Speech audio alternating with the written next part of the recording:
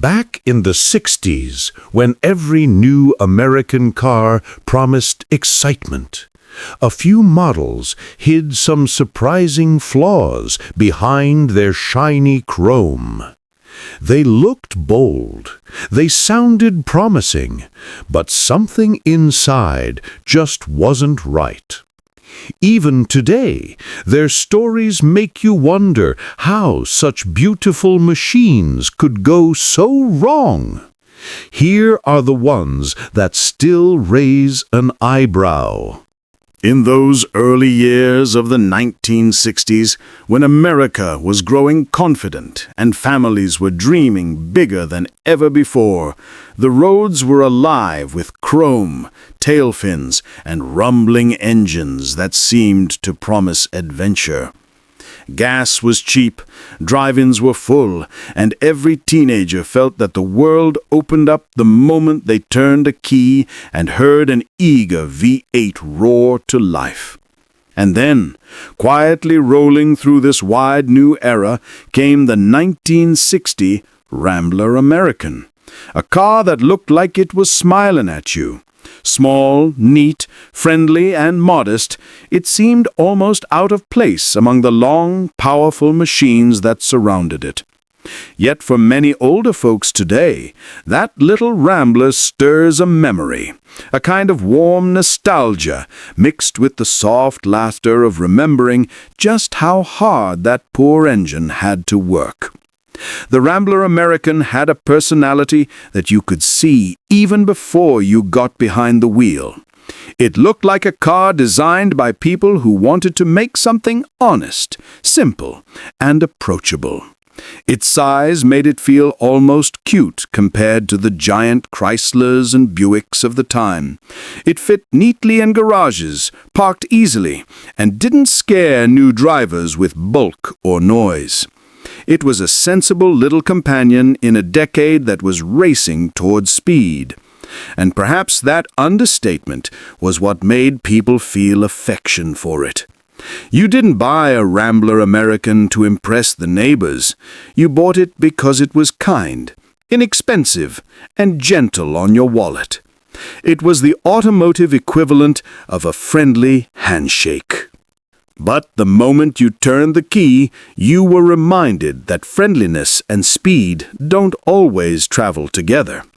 The little six-cylinder engine under the hood would cough to life as if waking from a nap it didn't want to take. And when you pressed the accelerator, it didn't leap forward like the big V8s that defined the era.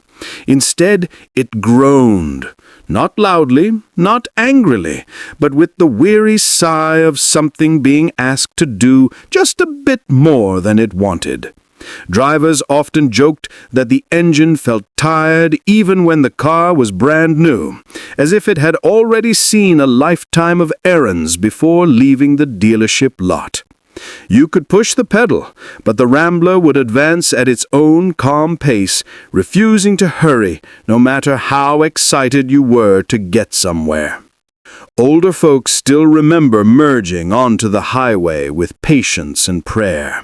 You gently feed in the throttle, the engine humming and complaining, while big Fords and Chevrolets roared past like impatient giants. The Rambler American was never in a rush. It was the car that taught people not to worry about being first, not to chase speed, but to enjoy the journey in its own slow, steady rhythm. One man once joked that driving his 1960 Rambler American up a hill felt like dragging a stubborn mule. You encouraged it kindly, but it would only climb when it decided it was ready. Yet for all its lack of excitement, it earned a kind of love that fast cars rarely do. People trusted it. It didn't waste fuel, didn't break easily, and didn't pretend to be something it wasn't. Families bought them because they were affordable and worked hard in their own quiet way. Students drove them because they were cheap to run. Older drivers appreciated the ease of entry, the simple controls, and the calm, steady ride. The Rambler American became a familiar sight in driveways, parked outside modest homes, sitting in front of hardware stores and corner groceries, doing its job without complaint. Well, without complaint from the body, at least, even if the engine muttered every time it had to climb a hill. Looking back now, the 1960 Rambler American feels like stepping into a memory of a simpler time. A time when not every car needed to race. A time when people accepted slowness, when a gentle ride to the market was as much a part of the day as the meal you bought there. It reminds older viewers of that soft, comforting hum on a summer afternoon, of rolling down the window and letting the warm breeze drift in while the car puttered along faithfully beneath you.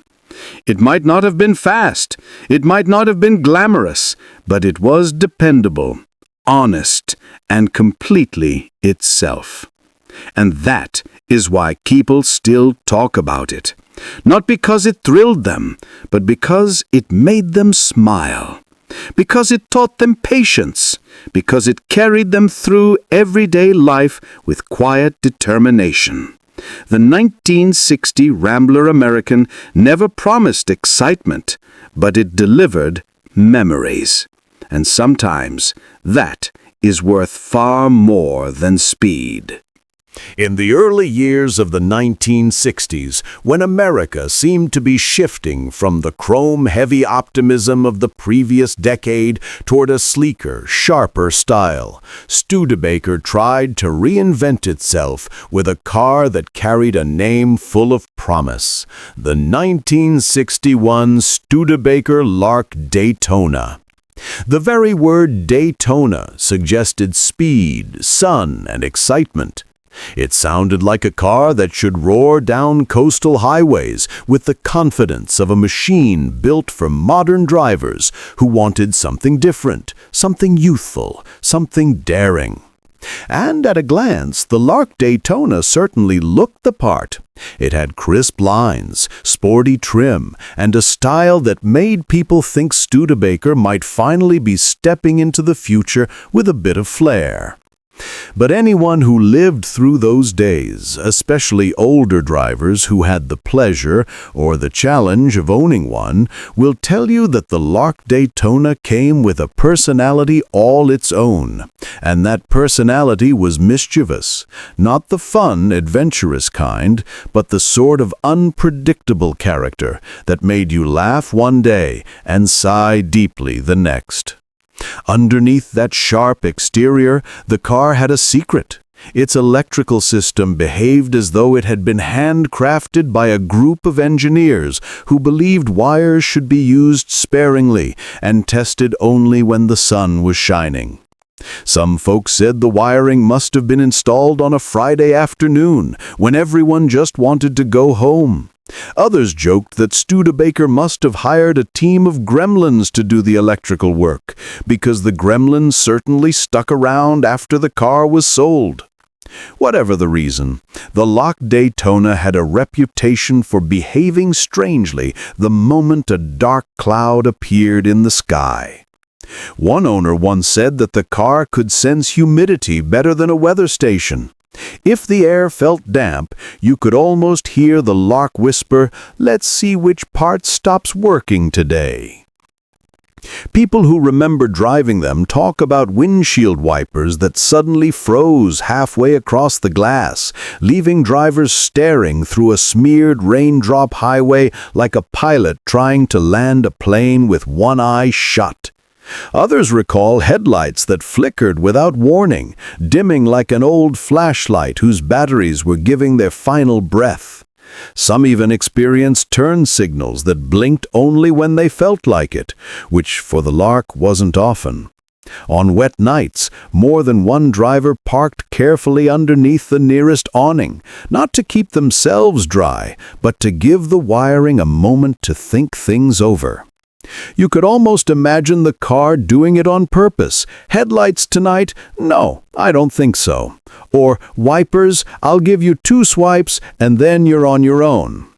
That's why so many owners joked that the Lark Daytona had a mind of its own, a stubborn, unpredictable little brain hidden behind the dashboard, always ready to surprise you at the most inconvenient moment. And yet, despite these quirks, people remember the Lark Daytona fondly. They remember how sharp it looked when the sun was out, how stylish it felt compared to the boxier cars of the time, and how it made even routine errands feel a little special.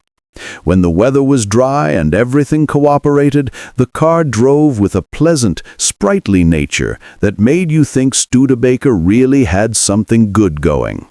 It had charm, the kind of charm that made you forgive its flaws even as you cursed the wipers for giving up during a spring shower.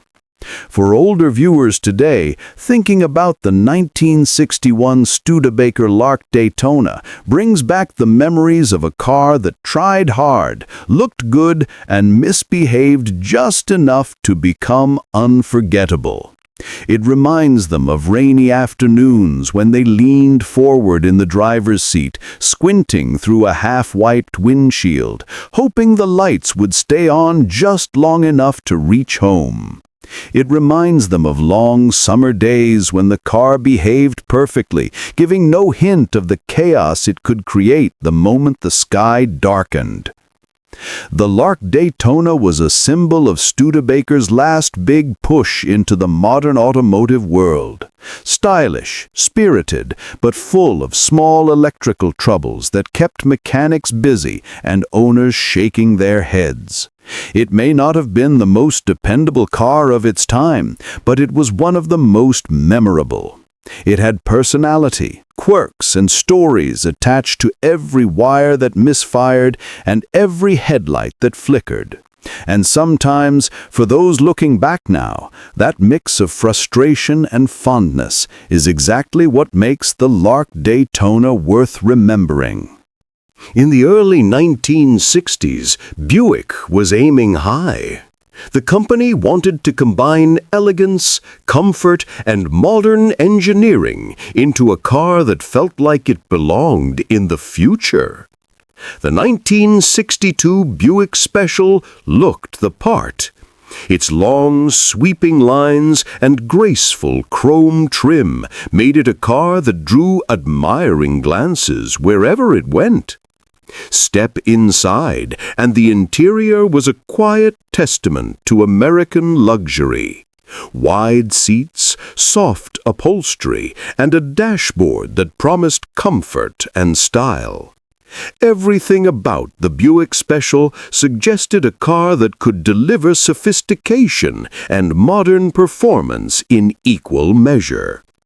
On paper, the aluminum V8 engine was a marvel. Lightweight, compact, and designed to produce impressive horsepower. It seemed like the perfect companion for such an elegant vehicle. It promised responsiveness, efficiency, and the thrill of modern engineering. Drivers could imagine the smooth hum of aluminum pistons, the eager acceleration, and the effortless handling that would make every highway feel like a grand boulevard. It was exactly the sort of innovation that Buick wanted to showcase, a statement that the company was moving confidently into a new era of automotive design. But the reality of ownership often told a different story. Early models of the Buick Special had an engine that simply wasn't ready for the rigors of everyday driving. Aluminum is lighter and more modern than cast iron, but it also has its vulnerabilities. Under heat, the engine would warp, sometimes with alarming speed. Water pumps were prone to failure, coolant leaked from seals, and the radiator often struggled to keep up with the demands of summer traffic. Many owners found themselves staring at the temperature gauge far more than the road, as though it were a new kind of dashboard companion, silently warning them that the elegance of the car's design was being challenged by the temperamental heart under the hood. Older drivers who remember the Buick Special often tell stories of that delicate engine with a mixture of frustration and fondness. One owner recalled taking the car on a warm summer day, just a short trip to visit relatives. By the time he had driven a few miles, the needle on the temperature gauge was creeping toward the red, steam rising faintly from under the hood. He had to pull over, wait for the engine to cool, refill the radiator, and repeat the process several times before reaching his destination. It was elegant, yes, he said years later, but you spent half your time babysitting the engine instead of enjoying the ride. Despite these challenges, the Buick Special maintained its aura of sophistication. Its smooth ride, comfortable seats, and quiet interior meant that when the engine cooperated, the experience was nearly flawless. Driving it felt like piloting a smaller luxury liner, gliding over pavement with a sense of dignity that few other American cars could match. The V8 might have been unreliable, but the car around it still delivered a taste of prestige, a reminder that Buick knew how to craft style and comfort even if the mechanical side sometimes struggled to keep up. For older viewers looking back, the 1962 Buick Special embodies that delicate balance between promise and reality. It reminds people of an era when American automakers were willing to experiment, to push boundaries, and to imagine new ways of combining luxury and performance. And it also reminds them of the learning curve involved in such experimentation. The hours spent watching gauges, repairing leaks, and coaxing an aluminum engine through its growing pains. In the end, the Buick Special was elegant, sophisticated, and striking in appearance, but its engine was a temperamental companion, always reminding its owners that innovation sometimes comes with costs. The car was a vision of what could be, a glimpse into the future of light, modern engines and smooth, refined American automobiles. It may not have been entirely practical for its time, but it remains a fascinating piece of automotive history. A car that looked ready to conquer the road, even if its heart wasn't quite ready for the challenge. In the early 1960s, Chrysler dared to dream bigger than most automakers dared to imagine. While Detroit was busy perfecting V8s, tail fins, and the newest automatic transmissions, Chrysler turned its eyes toward the future and created something extraordinary: the 1963 Chrysler Turbine car. Unlike most experimental vehicles, this wasn't locked away in a laboratory. Instead, Chrysler invited everyday families to drive it, to touch the future, and to imagine what it would be like to have a car powered by something completely different from the gasoline engines they knew so well. To see a turbine car on the road was to witness science fiction come to life. Its body had smooth, futuristic lines that seemed almost aerodynamic for the sake of imagination alone. But the real star of the show was under the hood, or more accurately, behind it. A turbine engine that whirred and hummed unlike anything drivers had ever heard. The sound was remarkable. A high-pitched, almost alien whine that grew as the car accelerated. People who test drove the car often recall that noise vividly, describing it as both beautiful and slightly unsettling, like a small jet preparing for takeoff right under their feet. You didn't just drive the turbine car, you experienced it, audibly, physically, in a way that made every ride unforgettable. But as fascinating as the turbine engine was, it carried challenges that made it impractical for daily life. Foremost among these was fuel consumption. The turbine burned gasoline at a rate that seemed excessive, almost indulgent, especially at a time when filling stations were still scarce in rural areas.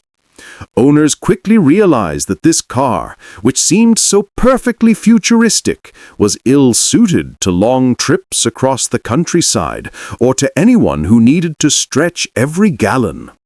No matter how clever or innovative the engine was, it could not escape the reality of everyday driving needs. People wanted efficiency along with excitement, and the turbine demanded a price in gas that most families simply could not afford. Older drivers remember the turbine car as a mix of amazement and frustration. One test driver recalled cruising down a sunny suburban street, smiling at the strange hum and the way the car seemed to glide effortlessly over the pavement. Yet at the same time, every mile meant pouring fuel into the tank and calculating whether the next station was close enough. He said it was like driving the future, but the future had a thirst you could not ignore. For those who experienced it firsthand, the turbine car was both a marvel and a puzzle, exhilarating, strange, and undeniably ahead of its time, yet stubbornly impractical for ordinary roads and ordinary people. The car's uniqueness also extended to its handling and feel. Because the turbine produced smooth, continuous power rather than the sudden bursts typical of piston engines, acceleration felt different, almost ethereal. It didn't jolt you back in your seat or rumble like a muscle car. Instead, it pushed steadily, quietly, and with a grace that felt more like gliding than driving. On city streets, it seemed almost calm, but on the open road, that whine and subtle surge reminded drivers that this was no ordinary car. Yet every thrill was tempered by the reality that every mile came with a noticeable demand at the gas pump. For older viewers today, the 1963 Chrysler Turbine car is a memory of daring ambition. It reminds them of a time when automakers were willing to take enormous risks, to dream beyond the ordinary, and to imagine what cars could become. At the same time, it evokes the practical realities of everyday driving in mid-century America. The need for efficiency, reliability, and convenience that even the most astonishing technology could not ignore. In the end, the Chrysler Turbine car was never meant to be a mass-market vehicle. It was a glimpse of what might have been, a conversation piece, a rolling laboratory that allowed ordinary families to touch the edges of innovation. It left behind stories of its strange whine, its smooth yet otherworldly power, and its unquenchable thirst for fuel. It was a car that fascinated, amazed, and confounded in equal measure. A reminder that sometimes the most unforgettable machines are the ones that shine brilliantly in imagination, but quietly remind us of the practical limits of the world we live in. In the mid-1960s, American car culture was at an interesting crossroads. The roads were filled with gleaming sedans and pickup trucks, each with its own purpose, each with its own audience. Sedans were for cruising, courting, and comfortable daily driving. Pickups were for work, hauling, and enduring the rougher realities of roads and jobs. Few people thought about combining the two, yet Ford, always daring to experiment, saw an opportunity. What if you could have the comfort and style of a car with the utility of a truck? That vision came to life in 1964 with the Ford Ranchero, a vehicle that at first glance seemed like a stroke of genius. Its design was clever and approachable, with smooth lines, the familiar look of a sedan, and a bed that hinted at practicality. It said, "I'm useful, but I'm still fun to drive." Yet the genius of the idea also carried its own set of challenges. The Ranchero was neither a car nor a truck in the purest sense. It existed somewhere in between. And that in-between nature affected every drive. Owners quickly discovered that its handling was a constant negotiation. Load the bed with lumber, groceries, or tools, and the front end would lift, almost floating over the pavement as the weight pressed down on the rear. It felt as if the car's nose was defying gravity, raising itself in mild rebellion. Leave the bed empty for a weekend drive, and the rear of the vehicle would hop and bounce with each bump, jostling anyone in the cabin, and reminding the driver that this was not a typical sedan. The Ranchero had personality, but it was a personality that required attention, patience, and respect. For many older drivers, the Ranchero is remembered with a mixture of nostalgia, exasperation, and fond amusement. One owner recounted taking his fully loaded Ranchero to the hardware store, the bed stuffed with lumber, bags of cement, and other supplies. As he drove down a winding country road, he felt the nose rise and the front end float over the asphalt, while the rear sagged under the load, working to keep the car grounded. It felt like two vehicles arguing with each other. The car wanted to be a sedan, the bed wanted to be a truck, and I was stuck in the middle trying to make peace, he said. On empty roads without a load, the rear bounced over every small rise and dip, giving a strange rhythm to driving that took time to adjust to. Every curve, every stop, every acceleration demanded awareness. The Ranchero was a thinking driver's vehicle. Despite the quirks, the Ranchero offered benefits that other cars couldn't match. For small business owners, farmers, and families, it was a versatile companion. You could drive it to church on Sunday in comfort, then load it up with supplies for a workday the next morning. It bridged the gap between lifestyle and labor, giving drivers a tool that could adapt to their needs in ways no standard sedan or pickup could. And there was a certain pride that came with this duality. Owning a Ranchero meant having something unique, something clever that spoke to ingenuity and practicality. It wasn't just a vehicle, it was a solution, a small marvel of American design that dared to defy convention. Older drivers often recall moments that capture both the joy and frustration of the Ranchero. Summer afternoons hauling firewood or yard supplies, feeling the weight shift with each turn. Weekend trips when the bed was empty and the rear bounced along rural roads, reminding you that even a short drive required attention.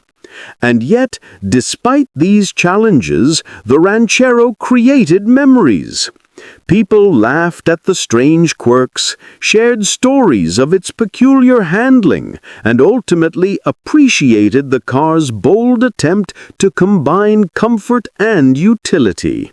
There is something inherently human in dealing with a vehicle that demands understanding, patience, and adaptation, and the Ranchero delivered that experience in spades. The 1964 Ranchero also represents a very specific era in American automotive history. It was a time when experimentation was encouraged, when engineers and designers were willing to stretch the boundaries of conventional thinking. Cars didn't always have to fit neatly into one category. They could be hybrids, oddities, and experiments. The Ranchero was a living example of that philosophy. Practical, clever, and occasionally frustrating, but unforgettable. Even decades later, those who owned and drove Rancheros remember them vividly. They recall the floating nose, the hopping rear, the delicate dance of handling, and the quiet satisfaction of owning a vehicle no one else could quite classify. It was awkward at times, yes, but it was also brilliant in concept. A car and a truck at once, a companion for work and play, a symbol of 1960s ingenuity and daring.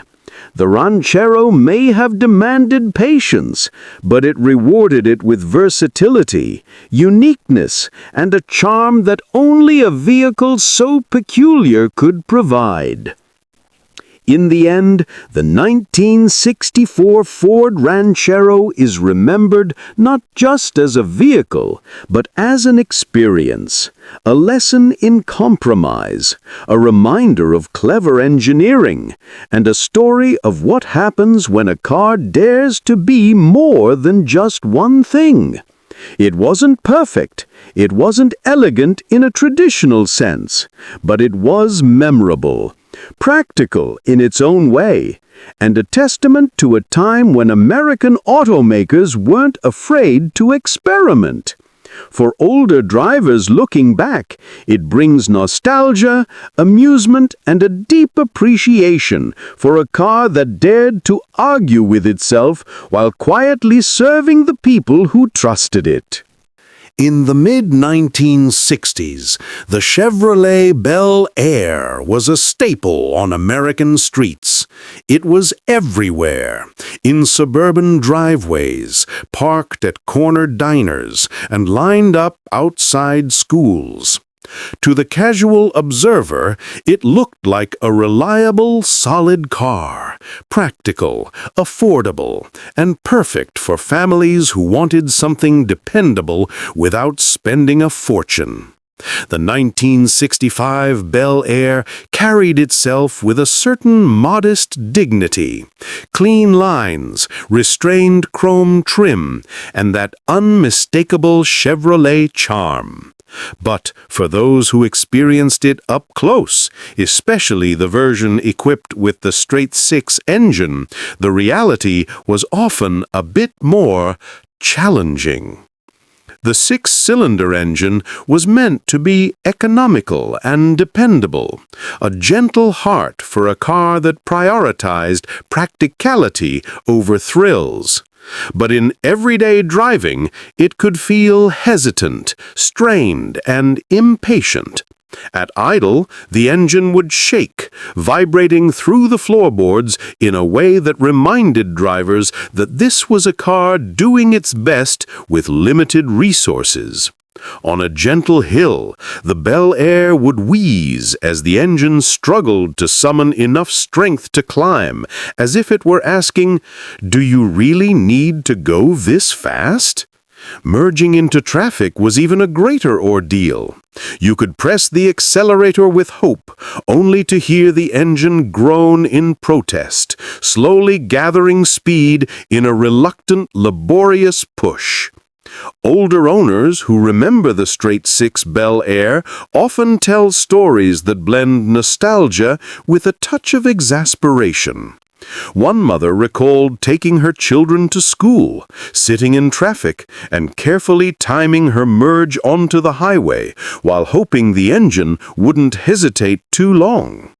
Another driver remembered filling the car with groceries after a trip to the market, only to feel the car complain under the added weight, the six-cylinder's wheeze becoming almost audible as it fought to move its burden. It was dependable in the way a stubborn mule is dependable, one long-time owner joked. It would get you where you needed to go, eventually, but you had to be patient. And yet, Despite its lack of performance, the Bel Air had its virtues. The ride was soft, the seats spacious, and the interior thoughtfully designed for family life. For those willing to accept its limitations, it offered comfort and practicality in a way that few other affordable cars of the era could. The straight-six version might not have thrilled drivers, but it was simple, easy to maintain, and inexpensive to run, qualities that mattered to families watching every dollar in their household budget. It was a car built for reliability, in the sense that it would carry you from point A to point B without spectacular failure, even if it did not do so with flair. For older drivers, the 1965 Chevrolet Bel Air straight-six remains a bittersweet memory. It evokes the sound of a vibrating engine at stoplights, the gentle groans on steep hills, and the sense of waiting patiently for a modest car to catch up with the pace of the world. And yet, it also brings back warm images of family outings, quiet Sunday drives, and the feeling of having a car that, while unassuming and occasionally exasperating, was entirely dependable. People remember wishing for the V8 version, of course, imagining what it might have been like to accelerate with ease instead of coaxing the straight-six along. But the straight-six Bel Air taught patience, careful driving, and an appreciation for a car that could serve a family's needs without demanding attention beyond basic care.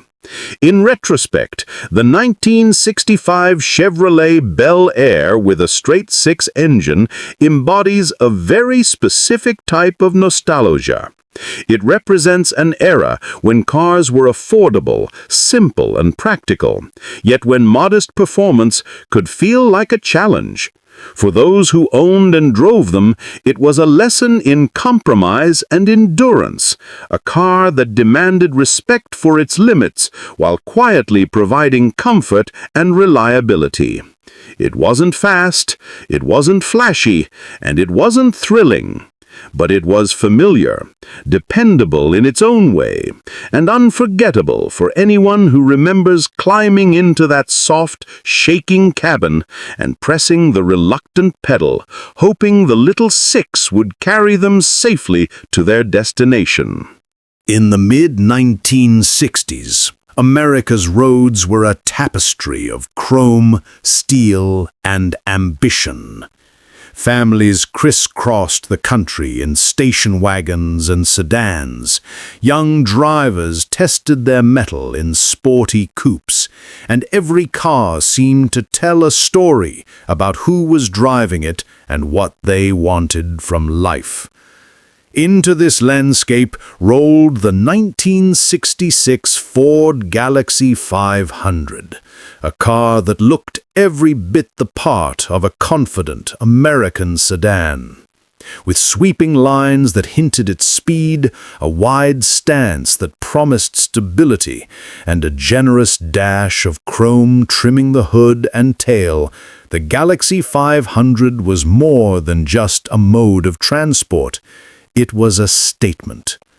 Step inside, and the cabin welcomed you with wide, comfortable seating, polished accents, and enough space that even long drives felt luxurious. It was the kind of car that made drivers feel at ease, yet in command, ready for the open road.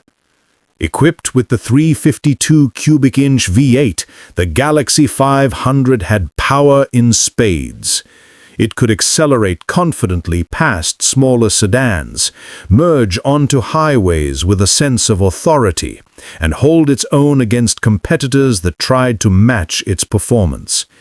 The engine delivered a smooth, steady rumble, a sound that reassured the driver that beneath the polished exterior there was raw strength waiting to respond. Tap the pedal lightly, and the car responded in a measured but firm way. Press it harder, and the Galaxie surged forward, carrying passengers with an almost effortless confidence. To feel that engine alive beneath the hood was to sense both pride and security, a promise that, come what may, the Galaxie could handle itself on the road. Yet for all that strength, there was a quirk that became the car's defining characteristic for anyone who drove it extensively: its famously vague steering. Unlike the crisp, direct feel of more nimble vehicles, the Galaxie's steering had a dreamy, wandering quality. On long, straight roads, it didn't simply track perfectly down the lane. It meandered gently from side to side, as if the car were daydreaming. Windy days on open highways required constant attention and subtle corrections.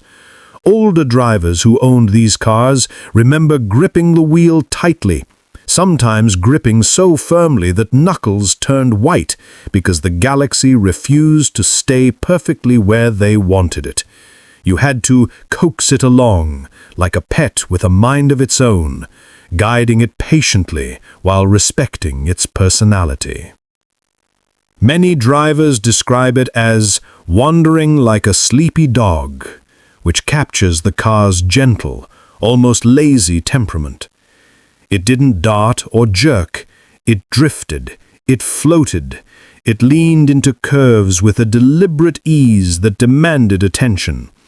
On a windy rural road, it would sway slightly, responding to gusts and shifts in pavement, reminding you constantly that this was a large, heavy American car built for comfort and presence, not for precision cornering. Those who remember it vividly recount the quiet tension of maintaining control while still enjoying the ride. The sense of power beneath the hood, combined with the subtle unpredictability of the steering, created a driving experience that was both exhilarating and meditative. The Galaxie 500's charm lay in its contrasts. Inside, it was comfortable and quiet, with soft seats and a roomy interior that encouraged conversation, family trips, or simply leaning back and enjoying the scenery. Outside, it was bold and confident, demanding attention with its size and style.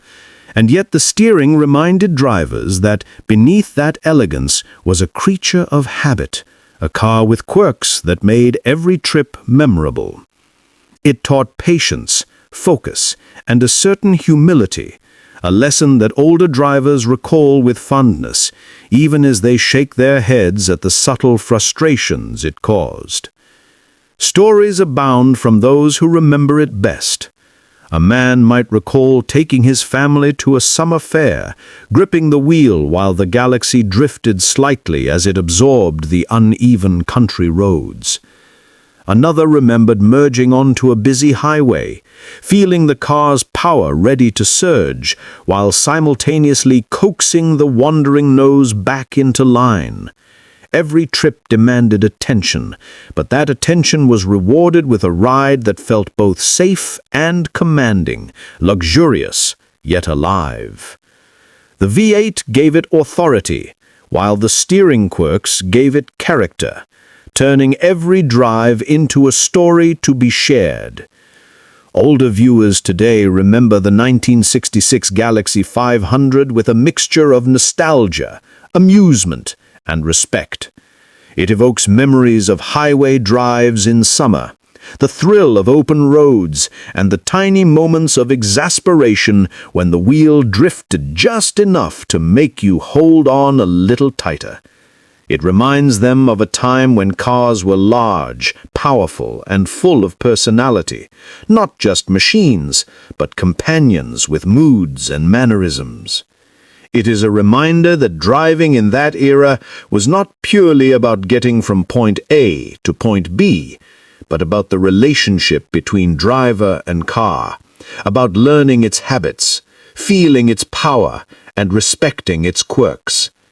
In the end, the 1966 Ford Galaxie 500 with the 352 V8 stands as a perfect symbol of mid-1960s American automobiles.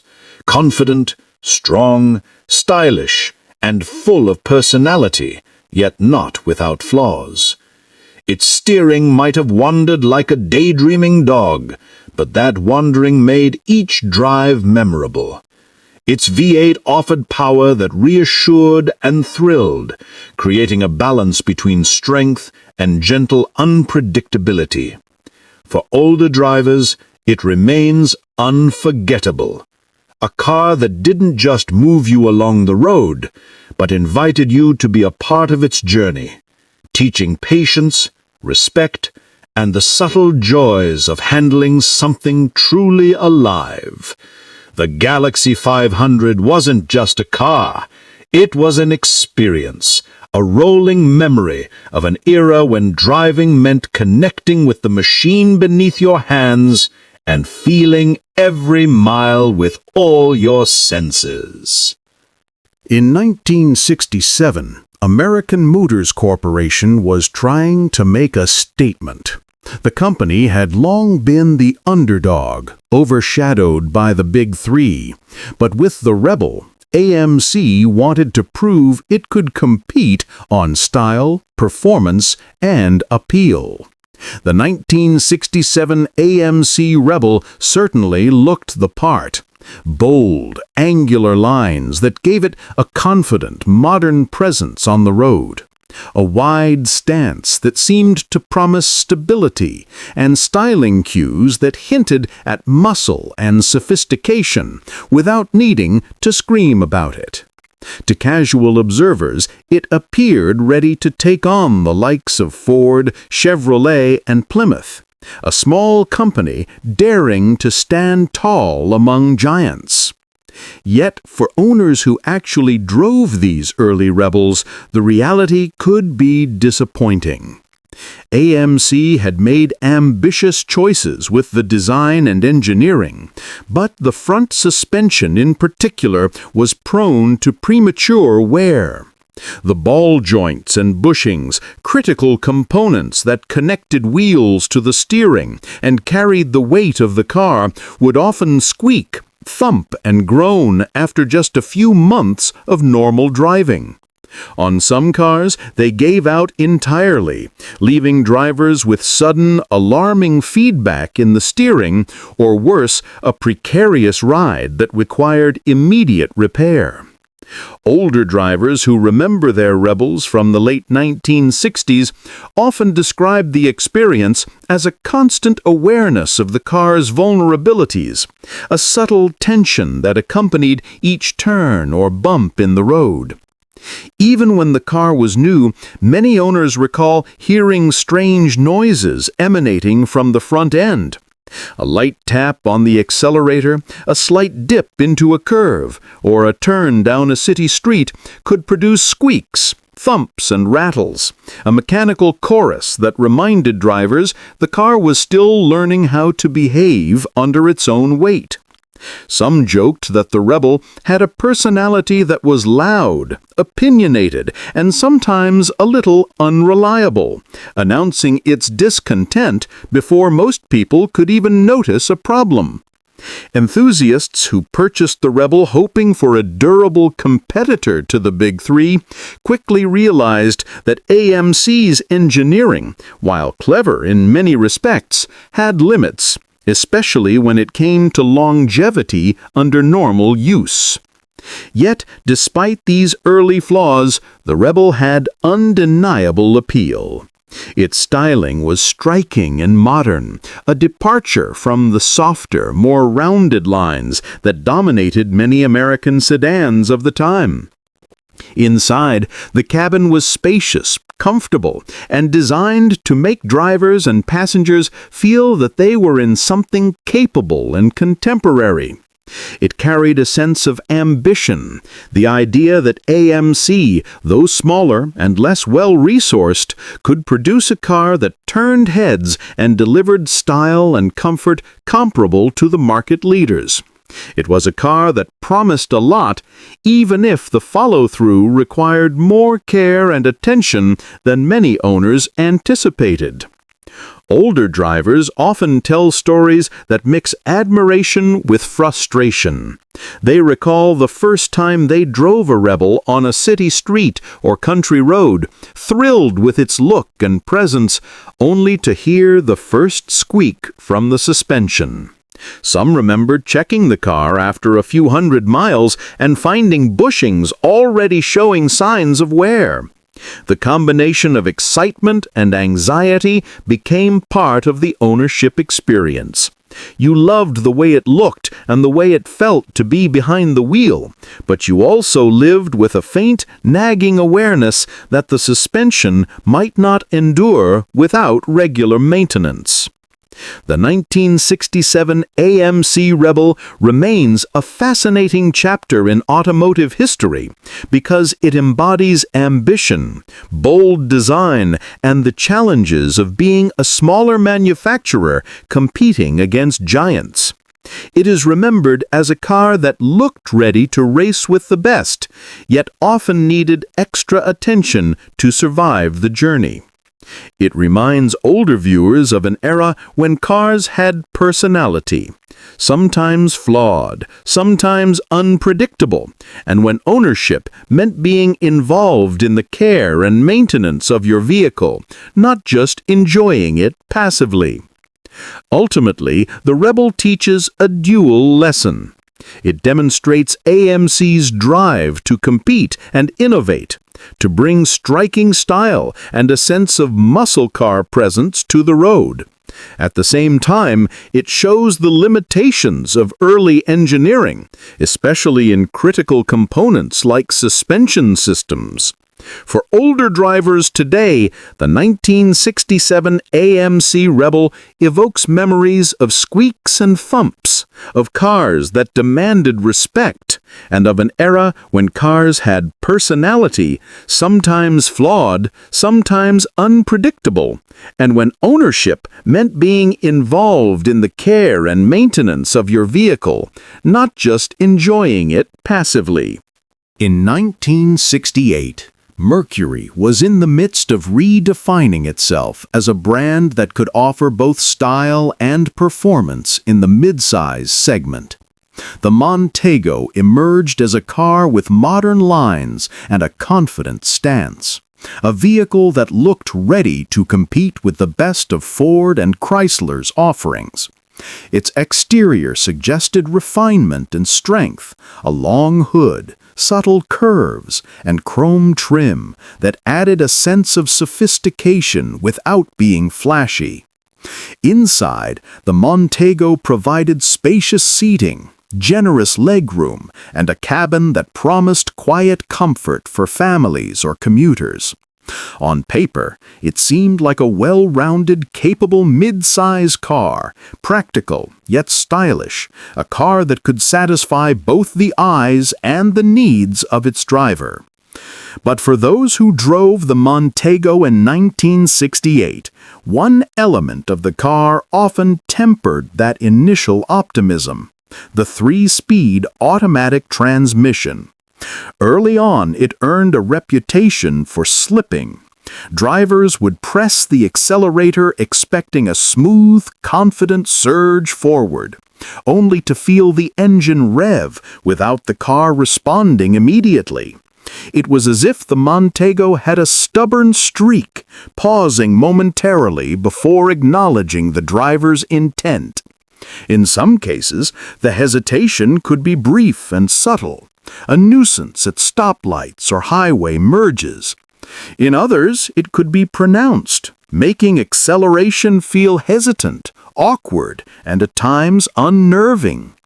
Older drivers remember stepping on the gas and feeling that momentary disconnect, the engine working hard while the car seemed to think, "I'll get there when I'm ready." Transmission repair shops quickly became familiar with the Montego. Mechanics across the country earned steady income from owners seeking fixes, adjustments, or replacements for a transmission that refused to behave reliably. Many drivers learned the value of patience and careful throttle management, discovering that easing into acceleration and anticipating the transmission's quirks could prevent sudden jolts or unexpected delays. One owner recalled driving his Montego on a busy highway and learning to read the transmission, timing his acceleration to match its temperament rather than trying to force it. It became a lesson in subtlety, in adapting one's driving style to the strengths and weaknesses of the machine beneath the hood. Despite this challenge, the Montego retained much of its charm. Its V8 or six-cylinder engines offered solid performance when paired with attentive driving, and the overall ride remained smooth, comfortable, and composed. The car's exterior style continued to impress, and passengers often enjoyed a quiet, comfortable cabin that belied the occasional mechanical hiccup. Owners still appreciated the spacious interior, the solid feel of the body, and the sense that Mercury had crafted a car with ambition and care, even if the transmission sometimes failed to deliver consistent smoothness. Older drivers who remember the Montego often tell stories that mix admiration with mild exasperation. They remember morning commutes where the car hesitated at intersections, the careful modulation of the gas pedal to coax it forward, and the lessons in patience learned on long trips. They recalled taking it to the mechanic, watching transmission specialists work their magic, and marveling at how much effort was sometimes required to keep the car behaving properly. Yet for all these frustrations, the Montego remained a car people respected, one that balanced style, practicality, and the promise of a comfortable ride. In hindsight, the 1968 Mercury Montego exemplifies both the promise and the pitfalls of mid to late 1960s American automotive engineering.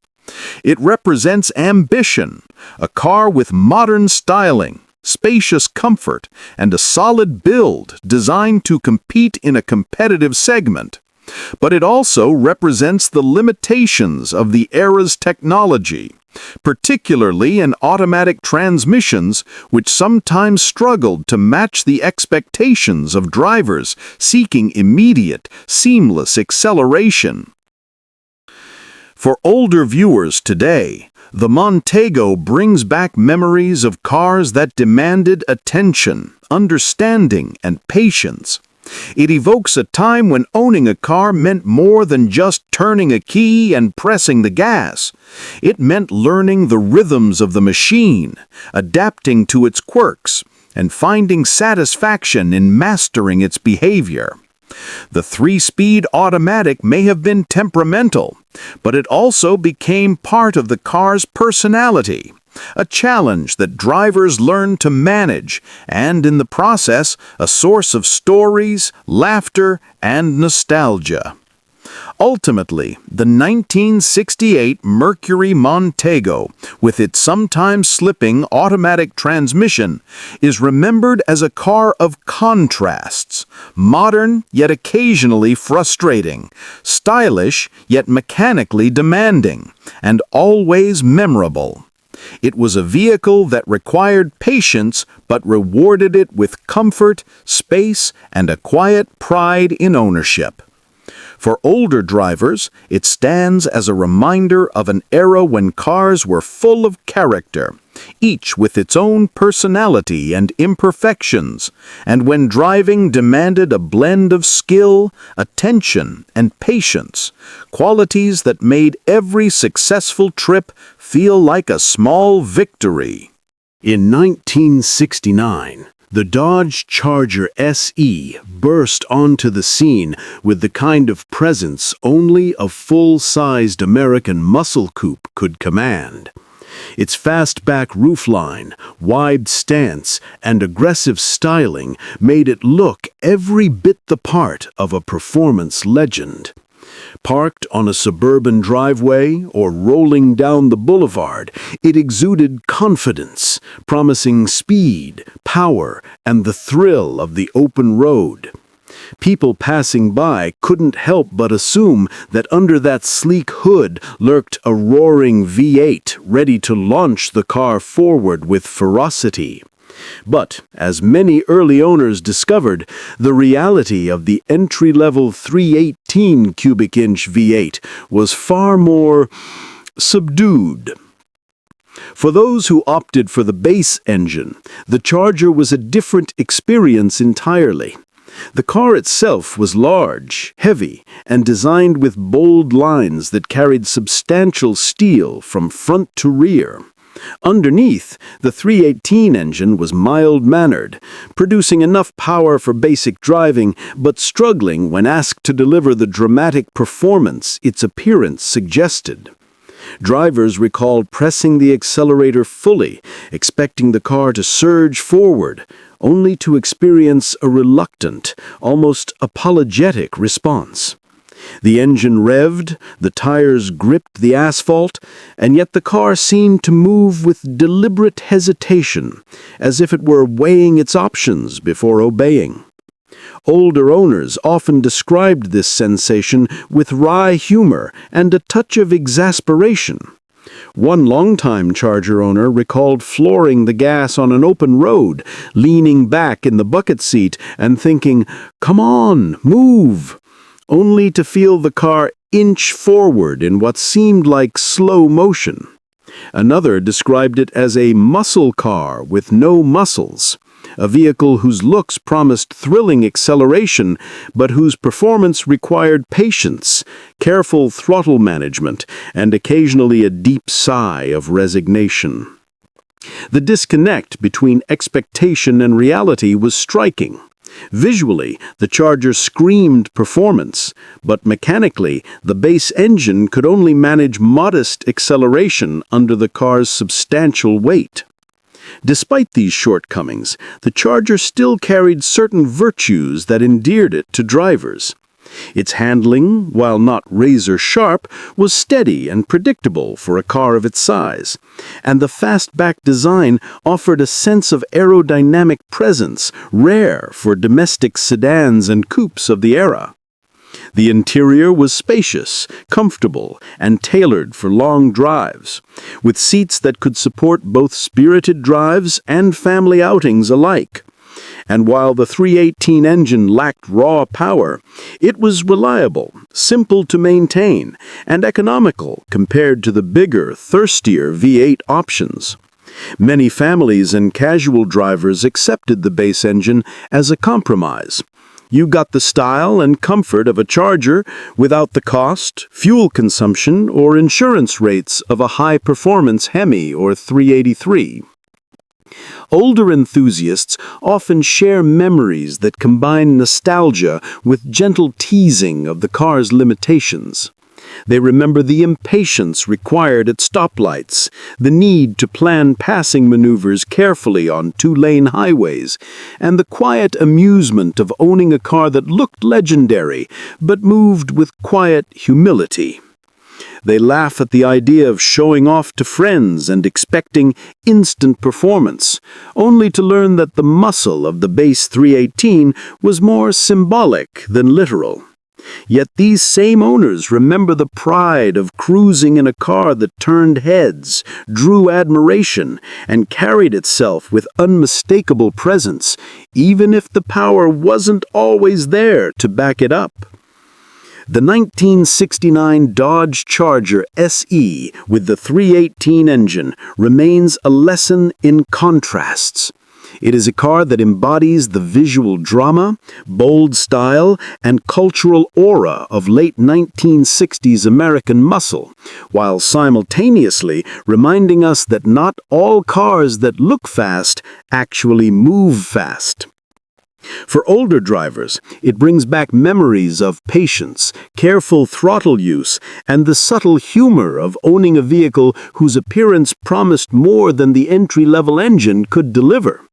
It also highlights the allure of the Charger as a whole, a design so striking that even a muscle car with no muscles could still feel impressive on the street.